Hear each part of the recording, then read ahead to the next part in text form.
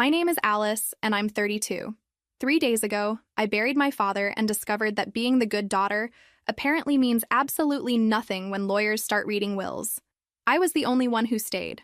While my brother Robert was building his empire in Manhattan, I was here in Millfield, changing Dad's oxygen tanks and driving him to chemo appointments. The cancer took 2 years to kill him, and I spent every single day of those 2 years watching him fade away. Should have taken better care of him. Robert smirked at me across the lawyer's mahogany desk, straightening his $1,000 tie. Maybe then he would have seen your true worth. I kept my mouth shut. 20 years of practice had taught me that responding to Robert only encouraged him. Then Mr. Mitchell, Dad's lawyer, cleared his throat and said 2 words that made my blood freeze. Actually, Robert, where are you watching from today? Drop your location in the comments below and hit that like and subscribe button if you've ever felt undervalued by your own family. You'll definitely want to stick around for what happened next. Let me take you back 8 months, when this whole mess really began. Dad had been having what he called good days, meaning he could sit up without assistance and actually finish a bowl of soup. That Tuesday morning in March, I found him in his study, staring at a stack of legal documents. "Alice, honey," he said, his voice still carrying that raspy edge from the treatments. "Sit down, we need to talk." I perched on the edge of his worn leather chair, the same one where he'd read me bedtime stories 25 years ago. Now it smelled like medicine and regret. "I know what you've given up for me," he continued, his weathered hands trembling slightly as he reached for mine. "Your job in Boston, that boy you were seeing, your whole life." "Dad, don't. Let me finish." His grip tightened. "Robert thinks he's entitled to everything because he's successful. Because he's the son who made something of himself." Dad's laugh turned into a coughing fit that left him gasping. "But success isn't just about money, sweetheart." I handed him his water glass, watching as he struggled to catch his breath. The man who had once carried me on his shoulders was disappearing a little more each day. "There's something I need you to know about our family's situation," he whispered, glancing toward the door like Robert might materialize at any moment. "Something complicated that I've been handling alone." My heart skipped. Dad had always protected me from family business problems. "I can't tell you everything yet," he said urgently. "But promise me, no matter what happens after I'm gone, don't let Robert make any major decisions about family assets without consulting Mr. Mitchell first. There are things Robert doesn't know. Things that could destroy everything if handled wrong." Before I could ask what he meant, we heard Robert's BMW rumbling up the driveway. Dad quickly shuffled the papers back into a manila envelope. "Promise me, Alice. Go to Mr. Mitchell first before you agree to anything." I promised, Dad. 2 weeks later, he was gone. The funeral was everything Robert wanted and nothing Dad would have chosen. Expensive flowers, catered reception, and a bunch of his Manhattan business associates who had never met our father, but showed up anyway because networking doesn't stop for grief. I stood in the back of our childhood living room, watching Robert work the crowd like he was running for mayor. 3 years of caring for Dad and nobody asked me how I was holding up. Instead, I got condescending pats on the shoulder and comments about how noble it was that I had stayed to help. "Alice always was the sensitive one," I heard Robert telling some woman in a designer dress. "Never had much ambition, but she's got a good heart. The sensitive one." That was Robert's favorite way to dismiss me like my feelings were a character flaw, instead of the reason I'd been the one changing Dad's bedsheets at 3 in the morning. Mrs. Henderson from next door found me hiding in the kitchen, staring at a sink full of dirty casserole dishes. "Your father talked about you constantly," she said, drying a plate with hands that had baked cookies for every holiday of my childhood. "Always so proud of how you took care of him. Said you were stronger than anyone in the family realized." Her words hit me harder than any of Robert's insults. When had anyone besides Dad ever seen me as strong? "He also said," Mrs. Henderson continued quietly, "that you had the wisdom to handle complicated situations better than people twice your age." That night, after the last mourner left and Robert retreated to his hotel room because staying in Dad's house would have been too depressing, I sat alone in the living room. The silence felt heavier than all the noise from the reception. I remembered Dad's final words about consulting Mr. Mitchell first. There had been an urgency in his voice that I was only now beginning to understand. I pulled out my phone and scrolled through Dad's contacts until I found the lawyer's number. Even though it was nearly midnight, I sent a text. "Mr. Mitchell, this is Alice Hartwell. Dad said I should speak with you before making any decisions about family matters. Could we meet this week?" The response came within minutes. "Alice, I've been waiting for your call. Can you come to my office tomorrow at 2 p.m.? There are things your father wanted you to know that we couldn't discuss while Robert was handling funeral arrangements." Sleep didn't come easily that night. Every time I closed my eyes, I heard Dad's voice. There are things Robert doesn't know. Things that could destroy everything if handled wrong. What things? What could possibly be so complicated that Dad couldn't share it with both his children? I had a feeling that tomorrow's meeting with Mr. Mitchell was going to change everything I thought I knew about our family. The law office smelled like old books and carefully kept secrets. Mr. Mitchell had been Dad's lawyer for 30 years, and his weathered face carried the weight of every family crisis he'd helped navigate. "Alice," he said, gesturing to the chair across from his desk, "your father gave me very specific instructions about this conversation. He was quite worried about how Robert would react to the family's financial situation." "What financial situation?" I asked, confused. "I've been managing Dad's books for 2 years. The construction business is doing well." Mr. Mitchell nodded grimly. "That's part of what your father wanted me to explain. The construction company's success is built on borrowed time, and Robert has no idea how precarious things really are." He opened a thick folder and spread out documents I'd never seen before. 15 years ago, your father quietly leased the mineral rights to your family's farm to Mountain View Mining Corporation. The lease provided steady income that allowed him to expand the construction business without taking on dangerous debt. I stared at the contracts, trying to process this information. Mineral rights? What kind of minerals? Initially, nothing particularly valuable. Mountain View paid a modest annual fee for the right to conduct geological surveys. Your father used that money wisely. It kept the business solvent during economic downturns and allowed him to avoid the kind of risky investments that destroy family companies. Mr. Mitchell pulled out another set of documents. However, 4 years ago, your father discovered that his business partner, Vincent Torres, had been systematically embezzling money from the company. Torres had been stealing for nearly 3 years before your father caught him. My stomach dropped. I'd never heard the name Vincent Torres. Your father spent months documenting the theft and building a case. But instead of pressing criminal charges, he made a different choice. He used Torres's fear of prosecution to force him out of the business completely. Why didn't he have Torres arrested?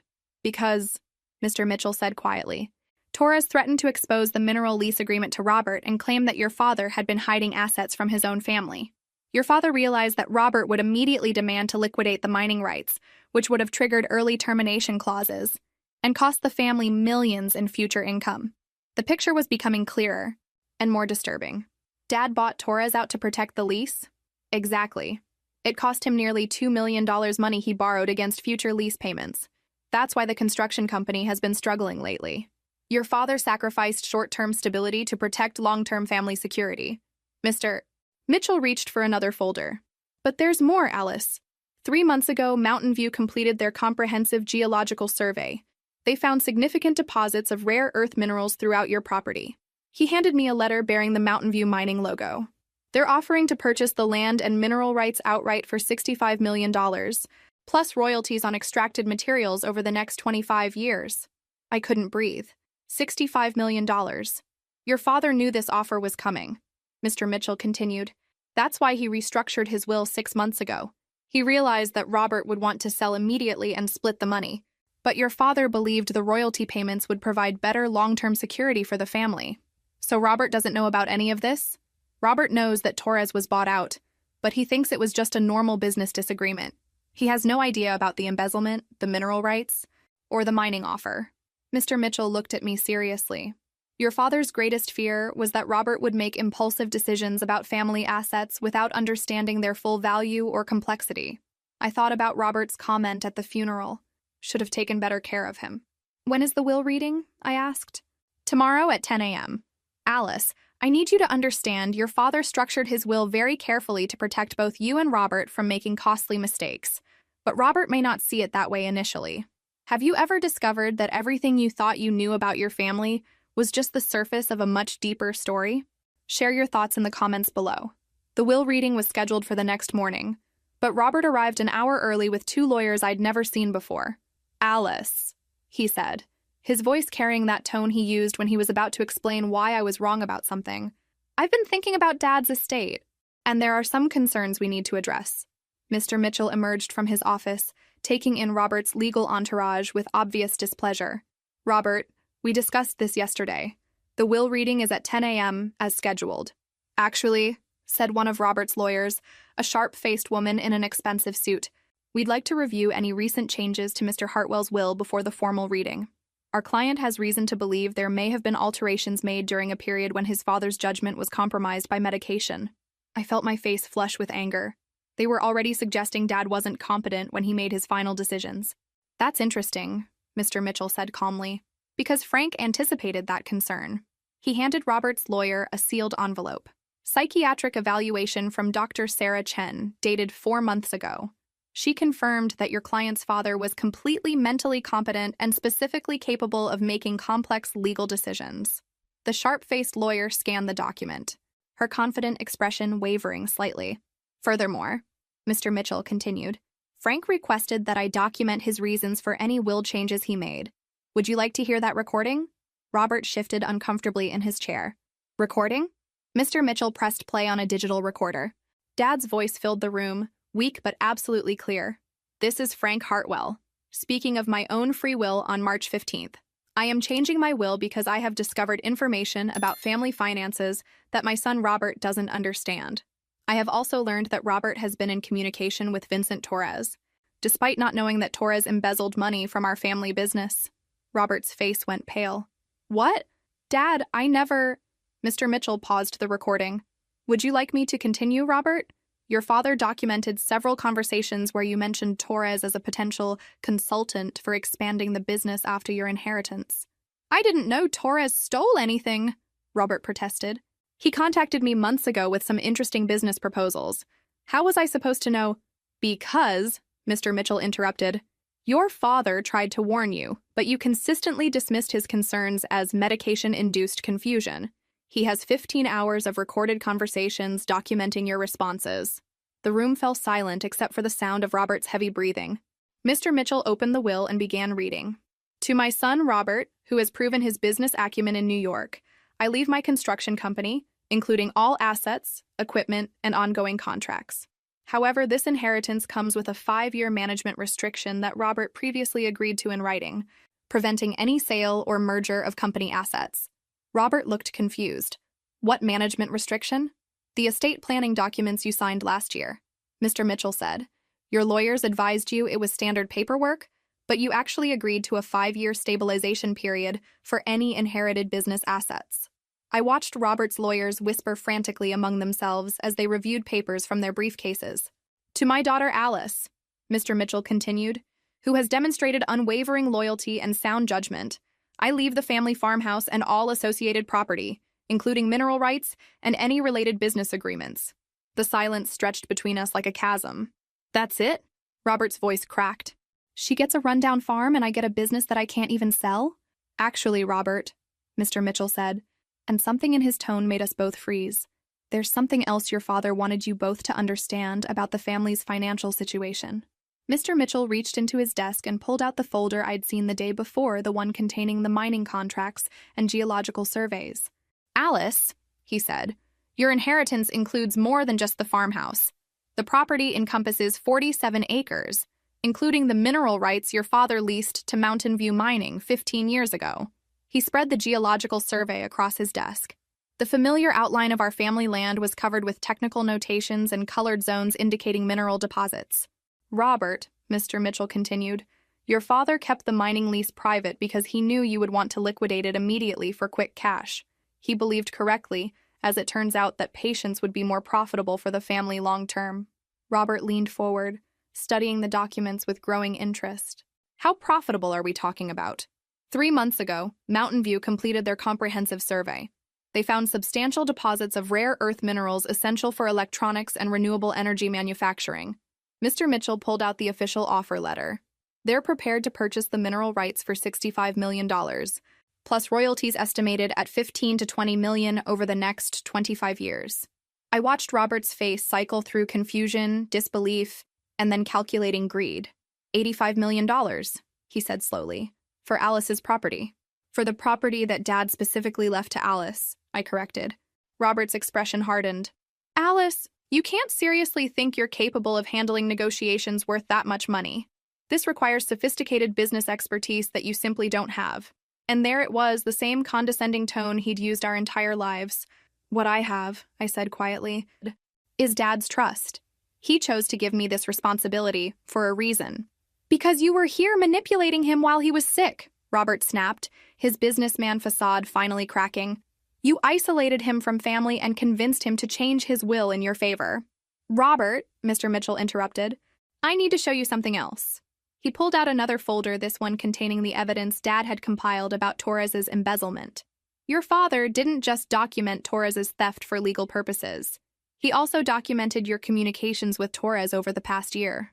Mr. Mitchell handed Robert a stack of printed emails. Every message where you discussed modernizing the business, bringing in fresh expertise, and maximizing post-inheritance opportunities. Robert read through the emails, his face growing paler with each page. Torres has been feeding you information and business strategies for months, Mr. A. Mitchell continued. What he didn't tell you is that those same strategies are identical to the ones he used to embezzle money from 7 other family businesses over the past 15 years. Mr. Mitchell opened another file, revealing a police report and newspaper clippings.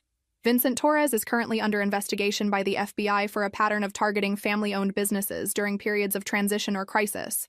Your father's decision to buy him out rather than prosecute him was the only thing that kept Torres from destroying our construction company the way he destroyed others. Robert stared at the documents like they were written in a foreign language.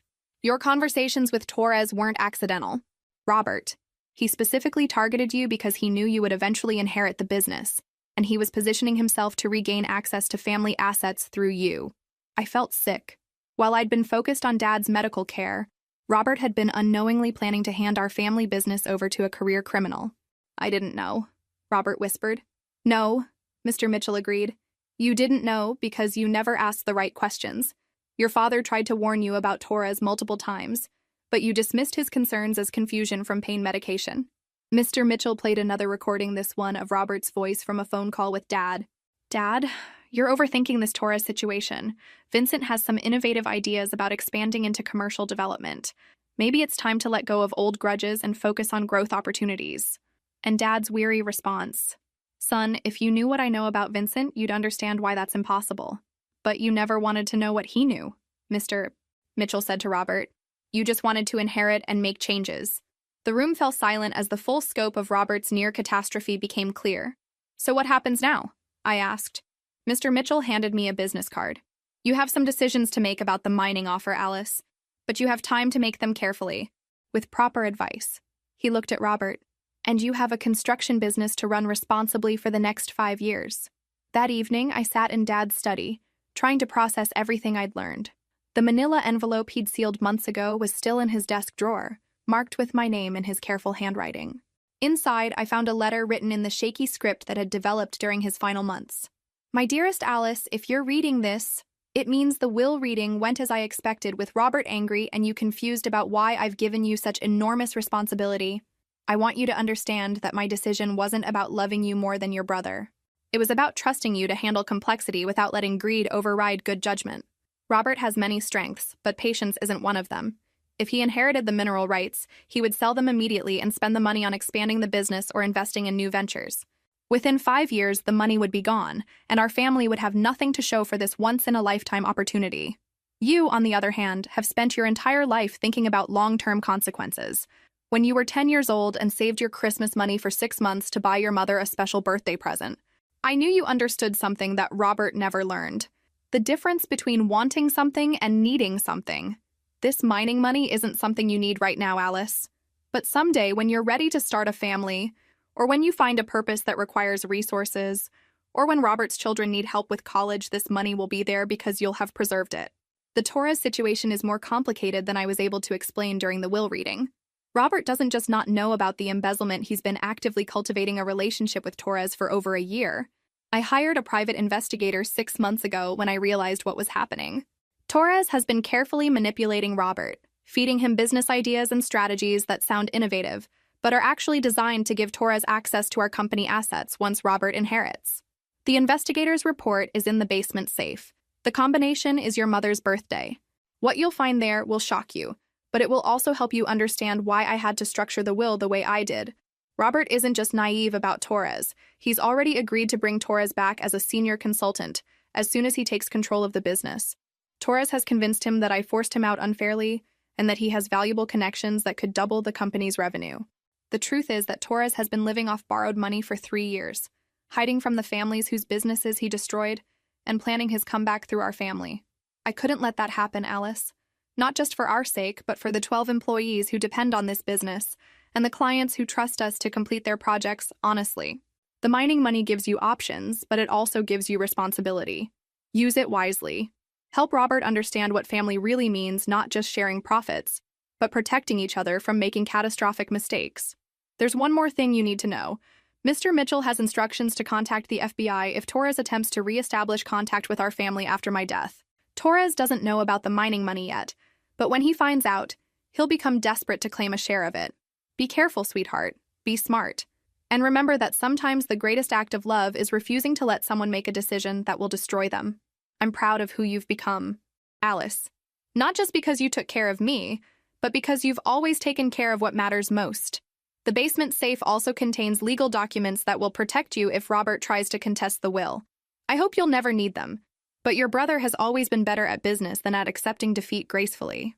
I love you both, but I trust you to do what's right for everyone. Dad. I folded the letter carefully and walked to the basement.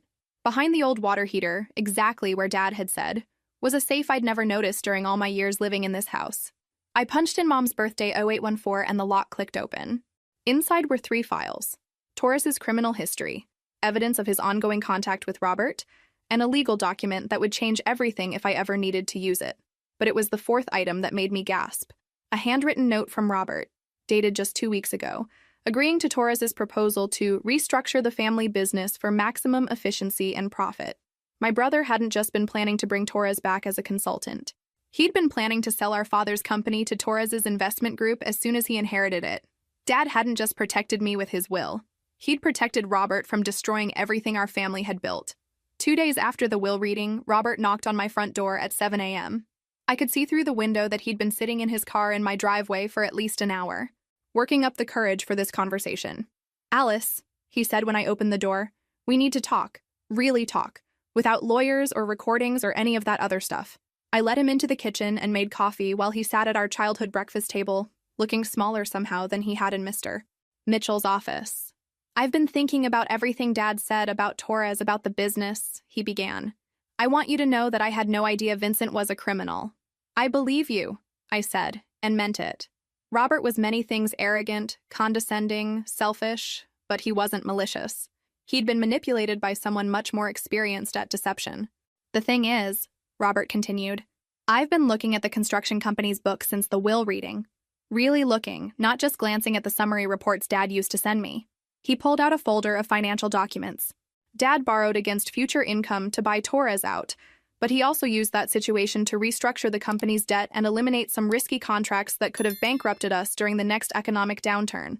Robert's voice carried a note of grudging admiration. He wasn't just protecting us from Torres, he was protecting us from my impatience.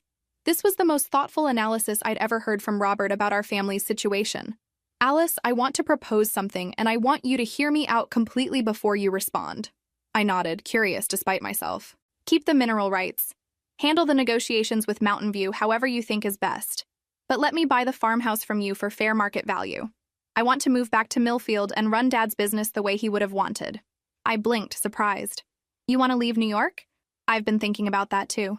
Robert ran his hands through his hair, a gesture I remembered from our childhood when he was working through a difficult problem. My business in Manhattan is successful, but it's not satisfying. I'm making rich people richer, but I'm not building anything that matters. He gestured around our mother's kitchen, with its worn counters and mismatched chairs. Dad's business employs 12 people who live in this community.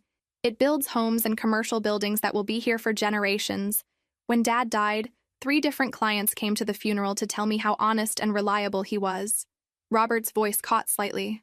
When was the last time someone said that about my work in New York? I studied my brother's face, looking for signs of the manipulation or calculation that had defined our relationship for so long. Instead, I saw something I hadn't seen since we were children: genuine uncertainty. What about your apartment in Manhattan? Your clients there? I can handle most of my current projects remotely, and I'm not taking on new clients. I want to learn how to run Dad's business properly before the 5-year restriction period ends. He met my eyes directly. Alice, I was wrong about almost everything. About Torres, about Dad's judgment, about your capabilities. I don't want to be wrong about this too. It was the closest thing to an apology I'd ever gotten from Robert. "The farmhouse isn't for sale," I said finally. His face fell, but before he could respond, I continued. "But you can live here while you're learning the business. Dad's bedroom is too painful for me to go into anyway, and this house is too big for one person." Robert stared at me. "You'd let me move back home?" "On one condition," I said. "No more secrets. No more making plans without talking to each other first. If someone approaches you about business opportunities or investments, you tell me. If I'm considering major decisions about the mining money, I tell you. We're family, Robert. It's time we started acting like it." My brother's eyes filled with tears, the first genuine emotion I'd seen from him since we were children. "Alice, I don't deserve—" "This isn't about what you deserve," I interrupted. "It's about what our family needs. Dad spent his last 2 years cleaning up messes and protecting us from disasters we didn't even know were coming. The least we can do is try to take care of each other going forward."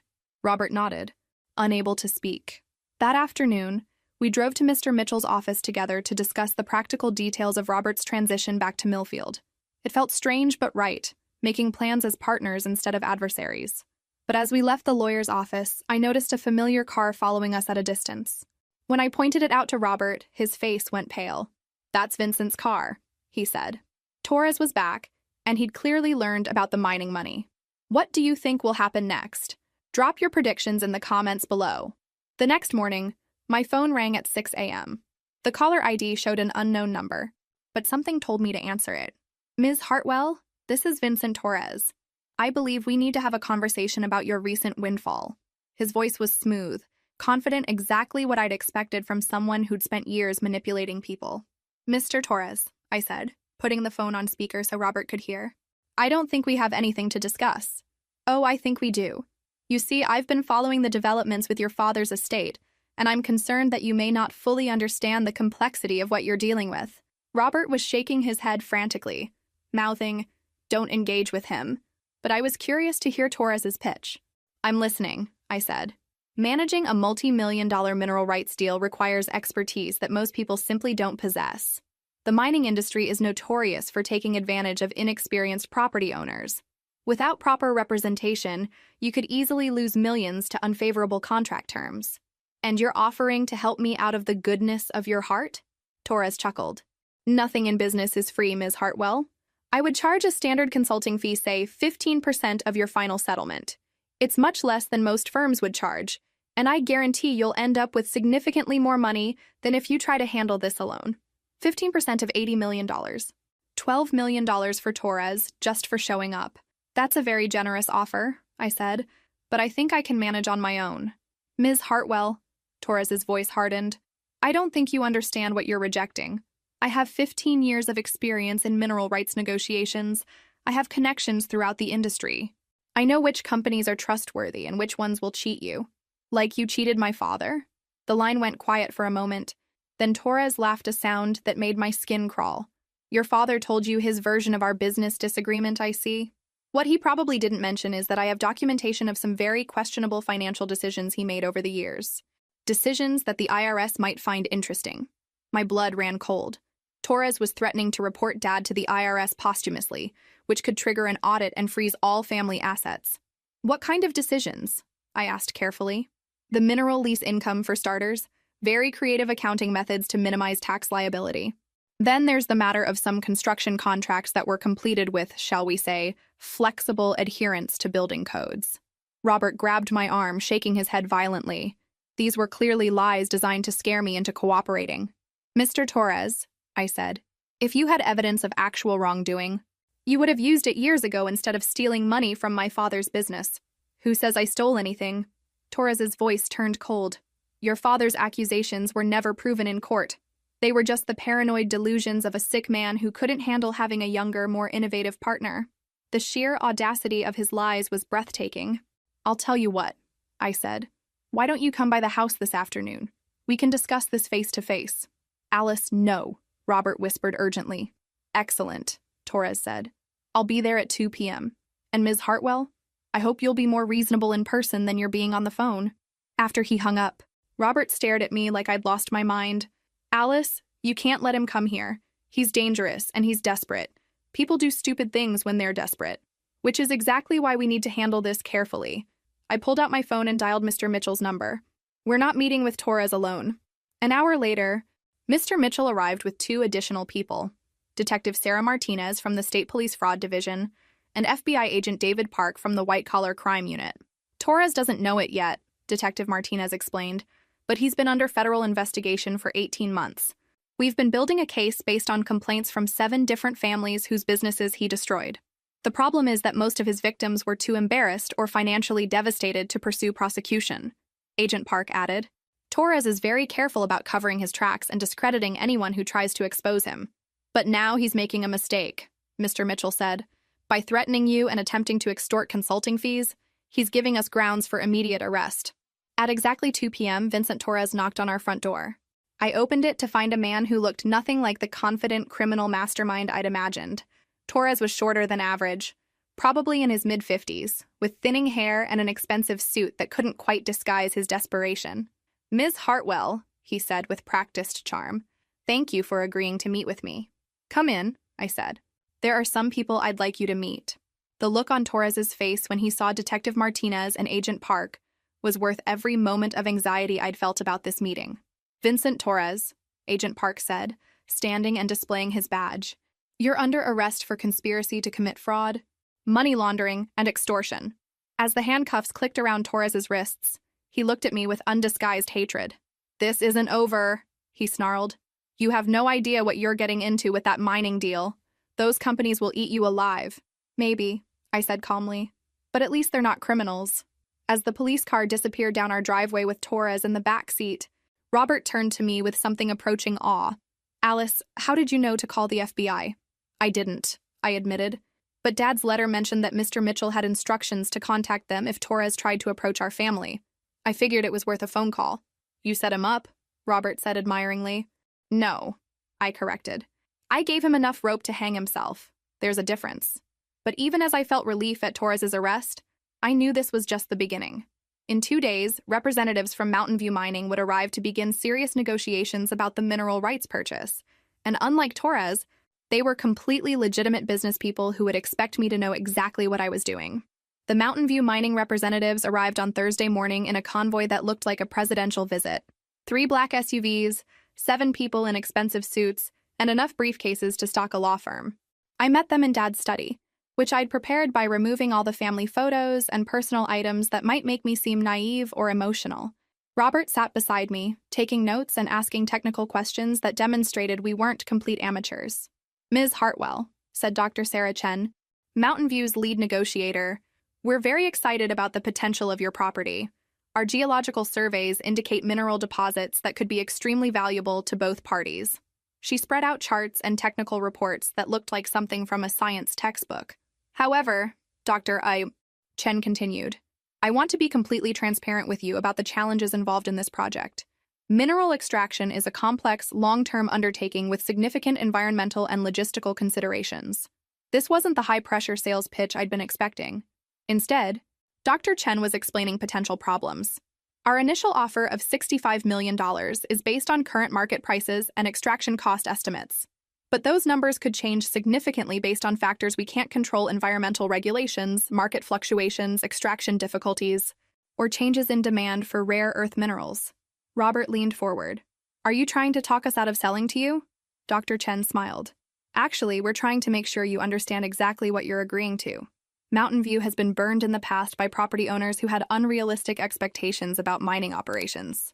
We find that honest communication up front prevents expensive legal disputes later." She handed me a document that was much thicker than I'd anticipated. "This is our complete offer, including all terms and conditions. I strongly recommend that you have it reviewed by attorneys who specialize in mineral rights law, not just general practice lawyers." I spent the next hour asking questions that Mr. Mitchell had helped me prepare. Dr. Chen answered each one thoroughly, never seeming impatient or condescending. "Ms. Hartwell," she said finally, "may I ask why you're considering selling the rights outright rather than negotiating a lease agreement with royalty payments?" It was a good question, one that Robert and I had discussed extensively. "My father spent 15 years managing a lease agreement," I said. "It provided steady income, but it also required constant attention and expertise that I'm not sure I can provide long-term." "That's a fair point," Dr. Chen acknowledged. "Lease management can be complex, but I want to make sure you've considered all your options." She pulled out another document, a detailed analysis of different financial structures for our agreement. A straight purchase gives you immediate cash, but no ongoing income. A lease with royalties provides less upfront money but potentially much higher total returns over time. There's also a hybrid option, partial purchase with reduced royalties, that gives you significant immediate cash plus long-term income security. I looked at Robert, who shrugged. It's your decision, Alice. Dad left this to you for a reason. That evening, after the Mountain View team left, Robert and I sat in the kitchen discussing the various offers. The hybrid option makes the most sense to me, Robert said. $40 million upfront, plus royalties that could total another $30 to $50 million over 25 years. But what if the market for rare earth minerals crashes? What if environmental regulations shut down the operation? What if Mountain View goes bankrupt? What if you get hit by lightning? Robert countered. Alice, you can't make decisions based on every possible disaster. Sometimes you have to trust that things will work out. It was good advice, but I wasn't ready to make a $70 million decision after 2 days of consideration. I need more time, I said. How much more time? Dr. Chen said I could take up to 60 days to decide. I want to use at least some of that time to really understand what I'm choosing between. Robert nodded. That's smart. But Alice, while you're thinking about it, there's something else we need to discuss. He pulled out a folder I hadn't seen before. I've been researching Torres's background, trying to understand how I got so completely fooled by him. Robert's voice was quiet, almost ashamed. What I found is that Torres didn't just target me randomly. He specifically researches families with aging parents who own valuable assets. He handed me a newspaper clipping from a town in Ohio. This family owned a trucking company worth about $3 million. When the father got sick, Torres approached the son with consulting services and expansion ideas. Within 18 months, the business was bankrupted and the family lost everything. I read through the article, feeling sick. The pattern was identical to what had almost happened to us. Torres targets families during times of crisis because that's when people are most vulnerable to manipulation, Robert continued. He specifically looks for situations where adult children are making inheritance decisions while dealing with grief and stress. How many families did he destroy? At least 7 that I could document. Probably more that were never reported. Robert met my eyes.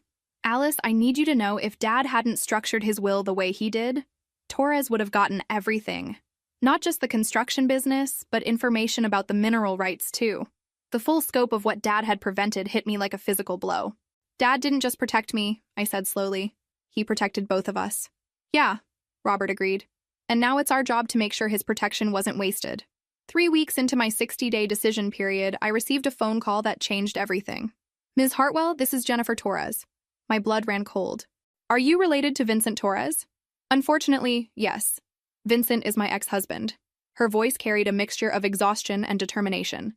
I'm calling because I have information about your situation that I think you need to hear. Against Robert's advice, I agreed to meet with Jennifer at a coffee shop in the next town.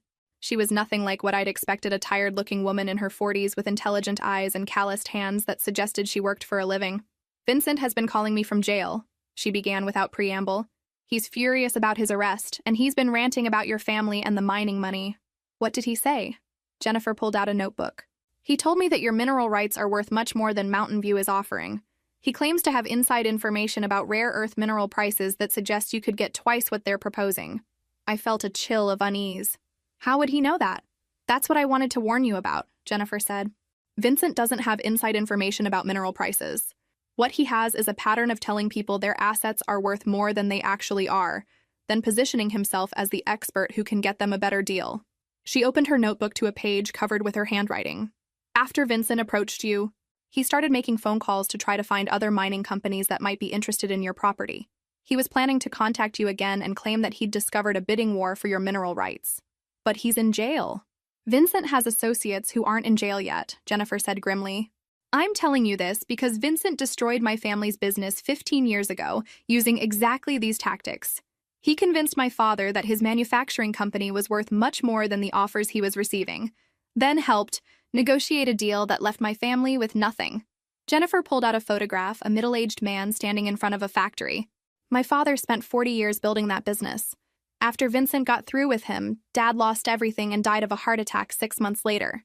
Her voice was steady, but her hands were shaking. I don't want that to happen to another family. Why are you helping me? I'm the reason your ex-husband is in jail. Jennifer smiled grimly. Vincent has been in and out of jail for years. The difference is that this time the charges might actually stick. Your cooperation with the FBI gave them evidence they've been trying to collect for 2 years. She handed me a business card. That's the number for Agent Park. Vincent's associates don't know that I've been cooperating with the FBI investigation.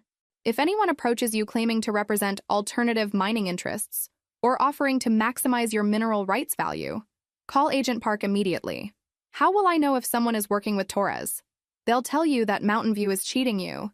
They'll claim to have connections with Chinese or European mining companies that pay higher prices. They'll offer to represent you for just a small percentage of the increased value. Jennifer's voice was bitter with experience. And they'll be very charming, very convincing, and very concerned about your financial welfare. That evening, I called Dr. Chen at Mountain View Mining. Dr. Chen, I have a hypothetical question. If someone told me that Chinese mining companies typically pay higher prices for rare earth mineral rights than American companies, would that be accurate? There was a pause. Ms. Hartwell, has someone approached you with that claim? It's hypothetical. Well, hypothetically speaking, that claim would be false.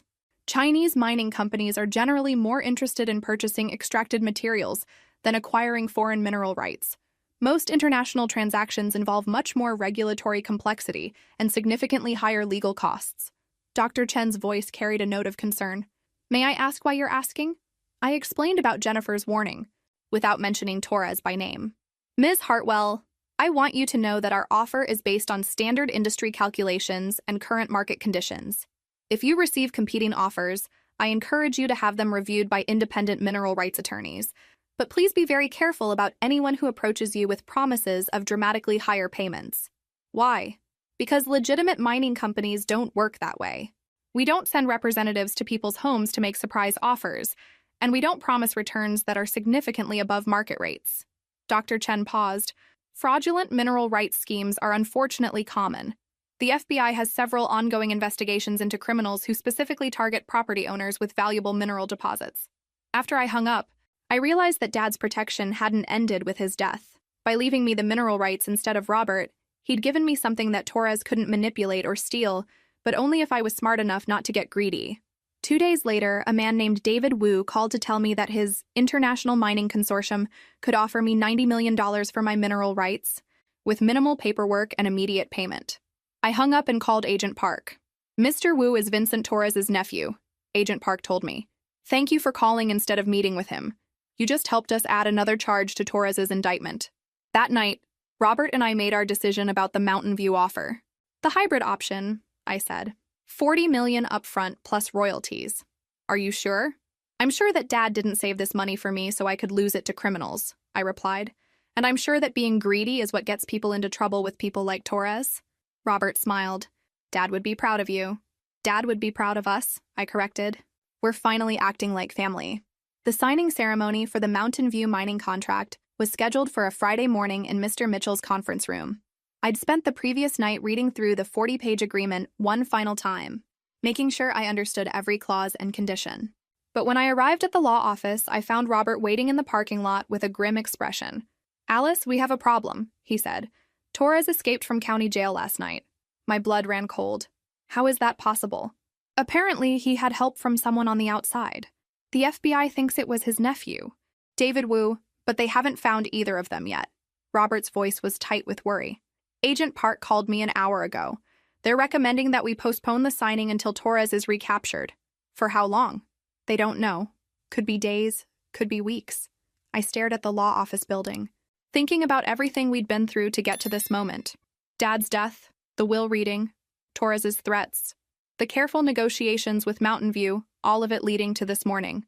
No, I said finally. No what? We're not postponing.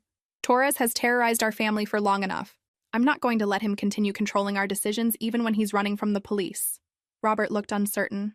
Alice, Agent Park thinks Torres might try something desperate. He's facing federal charges that could send him to prison for 20 years. He has nothing left to lose. Which is exactly why we're finishing this today, I said firmly.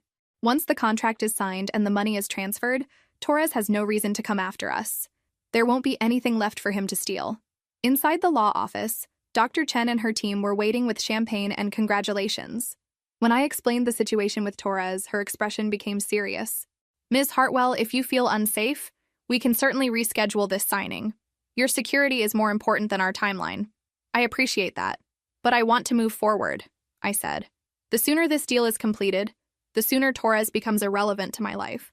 The signing process took 2 hours. Every page required my initials, every clause needed final confirmation, every number had to be verified against our previous negotiations. But finally, Dr. Chen handed me a pen for the last signature. Congratulations, Ms. Hartwell, she said as I signed my name. You're now $40 million richer, with royalty payments beginning as soon as we start extraction operations. As the Mountain View team packed up their documents, Mr. Mitchell's secretary knocked on the conference room door. Mr. Mitchell, there's a Vincent Torres here demanding to see Ms. Hartwell. He says it's urgent business regarding her mineral rights. The room went silent. Dr. Chen looked confused, Robert looked terrified, and Mr. Mitchell immediately reached for his phone to call the police. Don't call anyone, I said quietly. Let him in. Alice, absolutely not, Robert protested. He's desperate and potentially dangerous. Which is why I want to end this face-to-face, I replied. I'm tired of being afraid of Vincent Torres.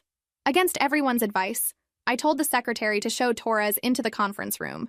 He looked terrible unshaven, wearing rumpled clothes and with the wild-eyed expression of someone who hadn't slept in days. But his voice was still smooth and confident when he spoke. Ms. Hartwell, I'm glad I caught you before you made a terrible mistake, he said, glancing dismissively at the Mountain View team. I have information about your mineral rights that could save you millions of dollars. Really? I said calmly. What information is that? Torres pulled out a folder that looked suspiciously official. I've been in contact with European mining companies that specialize in rare earth extraction. They're prepared to offer you $75 million for your mineral rights, $35 million more than this American company is offering. Dr. Chen started to speak, but I held up my hand to stop her. That sounds very impressive, Mr. Torres, I said. May I see the offer documents? Torres hesitated for just a moment, long enough for me to realize that his folder contained blank papers or photocopied forms that weren't actually legal offers. The documents are still being prepared by their legal team, he said. But I can guarantee that if you wait 24 hours before signing with Mountain View, you'll have multiple competing offers that will dramatically increase your final payment. Mr. Torres, I said, standing up from the conference table. I have some information that might interest you. I handed him the signed Mountain View contract. I just sold my mineral rights to Mountain View Mining for $40 million, plus royalties. The deal is complete. The money has been transferred, and there's nothing left for you to steal from my family. Torres stared at the contract, his face cycling through disbelief, rage, and finally desperation. You have no idea what you just did, he snarled. That European company was going to pay you $75 million. You just cost yourself $35 million because you were too stupid to wait one day. Or, I said calmly, I just prevented you from cheating me out of $40 million with a fake offer from a company that doesn't exist. Torres's confident facade finally cracked completely. This isn't over, he said, his voice shaking with fury. Your family destroyed my life, and I'm going to— He never finished the threat.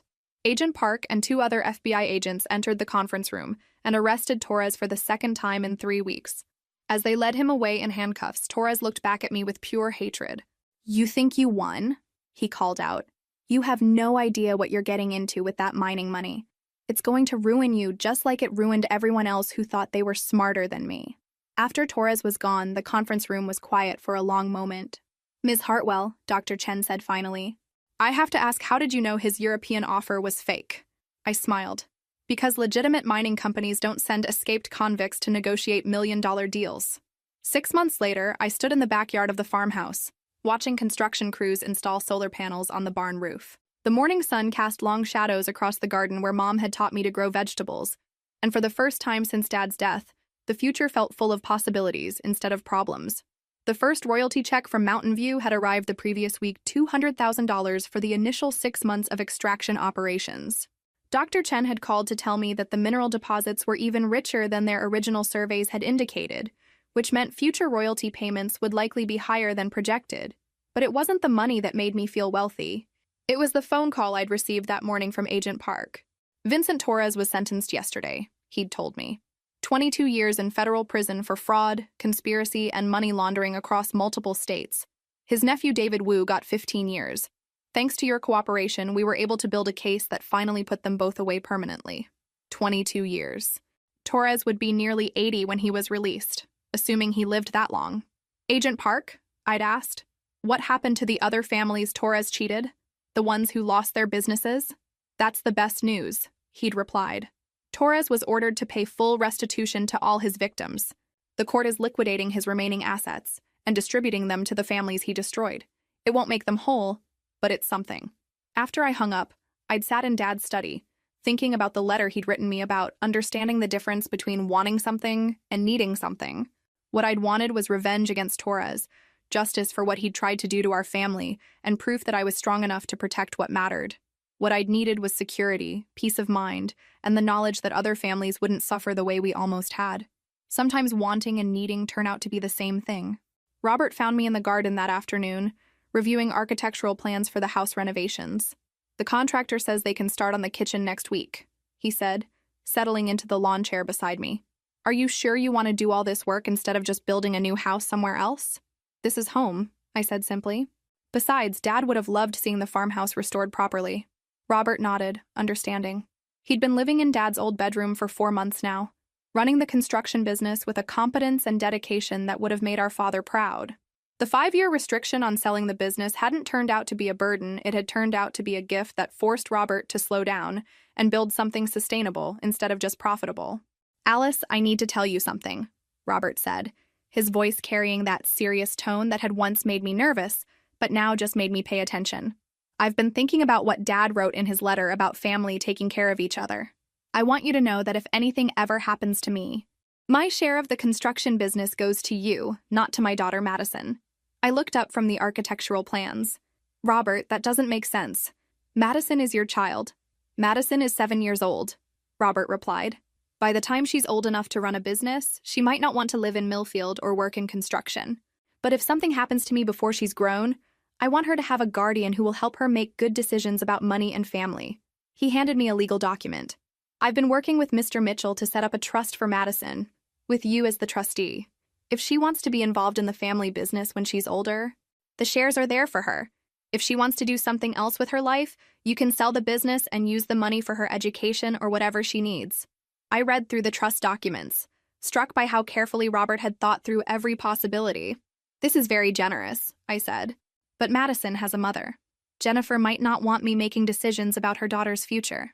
I already talked to Jennifer about it, Robert said. She thinks you'd be a good influence on Madison. She also thinks Madison should grow up knowing the family that cared enough to protect her father from his own bad decisions. That evening, Jennifer called from California. Alice, Robert told me about the trust fund he's setting up for Madison. I wanted to thank you for agreeing to be the trustee. I haven't agreed yet, I said honestly. Being responsible for a child's financial future is a big commitment. So is being responsible for $40 million in mineral rights, Jennifer pointed out. But you've handled that pretty well. She had a point. Jennifer, can I ask you something? Why are you willing to trust me with decisions about Madison's future? We barely know each other. There was a pause before she answered. Because when Vincent tried to destroy your family, you didn't just protect yourself. You made sure he got arrested so he couldn't hurt anyone else. That tells me everything I need to know about your character. 2 weeks later, Madison came to visit for spring break. She was a miniature version of Robert, confident, curious, and prone to asking difficult questions. Aunt Alice, she said on her second day at the farmhouse, Daddy says you're rich now because Grandpa left you special dirt. Something like that, I replied, helping her plant tomato seeds in Mom's old garden. Are you going to move to a big city like Daddy used to live in?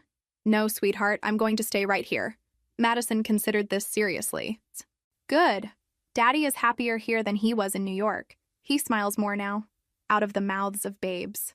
That night, after Madison was asleep in my old bedroom, Robert and I sat on the front porch, sharing a bottle of wine and watching the stars come out over the fields where we'd played as children. Do you ever wonder what would have happened if Dad had divided everything equally between us? Robert asked. I thought about it. You would have wanted to sell the mineral rights immediately and invest the money in expanding the construction business. Probably, Robert admitted. And Torres would have convinced me to make him a partner in the expansion. And within 2 years, Torres would have stolen everything: the mining money, the construction business, and probably our relationship as brother and sister. So Dad's will wasn't just about the money, Robert said slowly. It was about saving our family. Yeah, I agreed. Dad understood something we didn't, that sometimes protecting people from getting what they want is the best way to give them what they need. As I sat there in the darkness, surrounded by the sounds of the farm and the warmth of family, I realized that Dad's greatest gift hadn't been $40 million in mineral rights. It had been teaching me the difference between being rich and being wealthy. Rich is having money. Wealthy is having something worth protecting. If this story resonated with you, make sure to like and subscribe for more stories about family, inheritance, and discovering strength you never knew you had. Your support helps me continue sharing these important lessons about recognizing your own worth and standing up for what's right, even when family members try to convince you otherwise. Remember, sometimes the people who underestimate you the most are the ones who know you the least. And sometimes the greatest act of love is refusing to let someone make a decision that will destroy them. The farmhouse still needs work. Madison visits every summer now, and Robert's construction business is thriving under his careful management. But the most valuable thing I inherited from Dad wasn't money or property.